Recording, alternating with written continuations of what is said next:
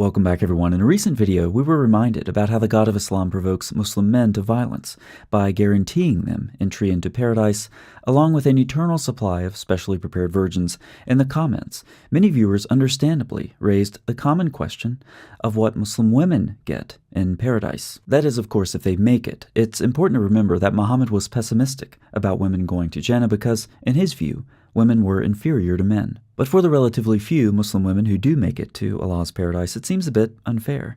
The Islamic sources have plenty to say about the pleasures awaiting men, but much less to say about what's in it for the women. So the question seems valid, unless you consult a popular level apologist or whatever people like this guy are calling themselves these days. Isn't Allah capable of satisfying you with one husband of yours? She said, yes. But why? My husband is having more than one. I said, Subhanallah. Are you questioning Allah's justice? Are you doubting Allah's promise?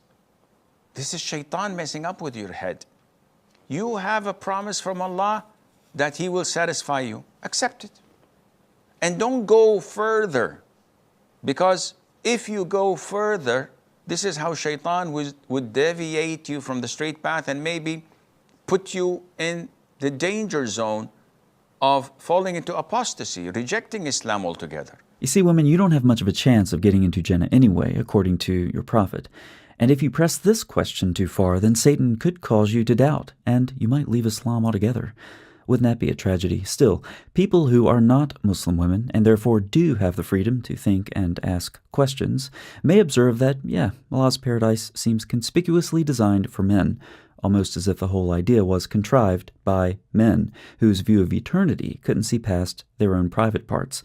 Anyway, a common response to the question of what Muslim women get in Allah's eternal brothel of virgins is found in the Quran. In verses like these, it apparently says that all believers can have whatever they desire in paradise. Male Muslim apologists will cite these sorts of verses to Muslim women who dare to ask the question, and then explain that Allah knows them best and will give them whatever they want. However, I doubt that's actually true. In fact, here are 3 things that I believe Muslim women might want in paradise but won't get. First, a one-woman man. You know, the odd thing is that when Muslim apologists have tried to explain away the multiple wives issue because it's so unpopular in modern society, they'll frequently appeal to what they say was the normal practice at the time, or political alliances or similar.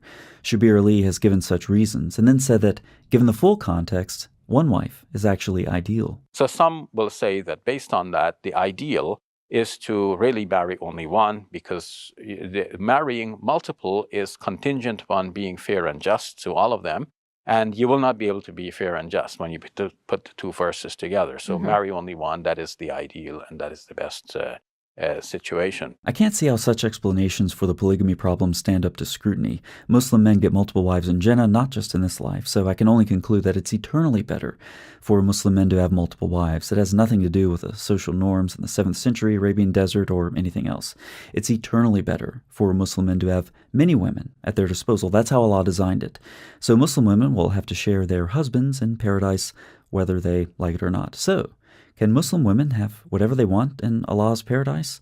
Not if they want to be their husband's only wife. Second, Muslim women don't get to take a walk. Well, actually they can, but just not too far. You see, the Quran talks about the women of paradise being confined in tents. Muslim commentators explain this verse in part by referring to hadith where Muhammad describes paradise as a pavilion made of a single hollow pearl 60 miles wide, in each corner of which there are wives who will not see those in the other corners, and believers will visit and enjoy them. So they're confined in different places, so they can't see each other, and they also restrain their glances, looking only at their husbands. A good woman in Allah's paradise stays on her side of the giant hollow pearl, and in case she still might see something, she restrains her glances. So if Muslim women think they're going to walk around and explore paradise, taking in the scenery, forget it. The men have business to do, and a virtuous wife does not gaze on her husband when he's doing business with another wife. Now, on to number 3.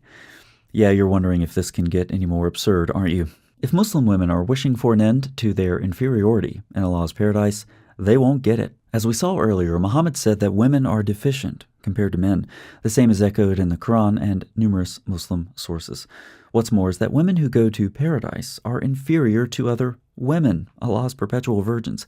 These virgins are described in great detail in the Quran, and the sick minds of Muslim commentators have added much more detail, from the color of their skin to their eyes to what's inscribed on their breasts.